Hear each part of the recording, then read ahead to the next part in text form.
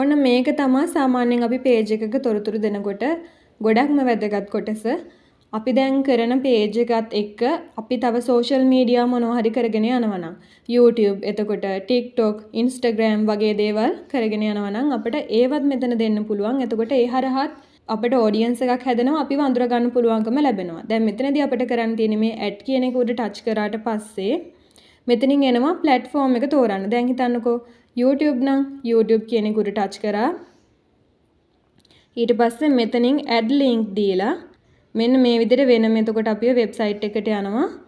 මේ google.com කියන එක හරහා ගිහිල්ලා අපිට link එක දෙන්නයි මෙතනදී තියෙන්නේ. ඊට පස්සේ email කියන එකට ගියහම මේකෙන් අපේ email එකක් දීලා කෙනෙකුට අපිව සම්බන්ධ කරගන්න ඕන නම් මේ email එක හරහා සම්බන්ධ කරගන්න පුළුවන් අවස්ථාව ලැබෙනවා. මෙතෙන්ට email එක දීලා පල්ලෙහෙන් save කියන එක දෙන්නයි තියෙන්නේ. ඊට පස්සේ මෙතනින් phone number එකක් add කරගන්න පුළුවන්. ඒ වගේම WhatsApp එක link කරගන්න පුළුවන්. මේ විදිහේ tools තමයි තියෙන්නේ.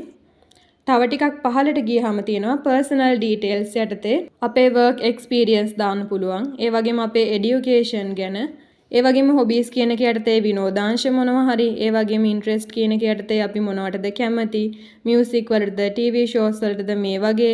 ඊට පස්සේ අපි travel කරලා තියෙන තැන්, ඒ වගේම අපි FB page එක හරහා ගත්ත badge, ඔය තියෙන rising creator ඒ වගේ දේවල් add කරගන්න පුළුවන්. ඉතින් මේ හැමදේම ඇතුළත් කරගන්න ඕනේ අපි page එකක් හදද්දී අපිට පුළුවන් තරමක් දේවල්, අපිට ඇති කියලා හිතන තරමක් දේවල්, කැමති දේවල් මෙතනදී add කරලා page එක හදාගන්න පුළුවන්. මෙතනදී අර address එකතු කරන එක පවා ගොඩක්ම වැදගත් වෙන්නේ online ඔය small business එකක් කරන කෙනෙක්ට, එහෙම නැත්නම් physical shop එකක් කරන කෙනෙක්ට FB page එකක් පාවිච්චි කරනකොට.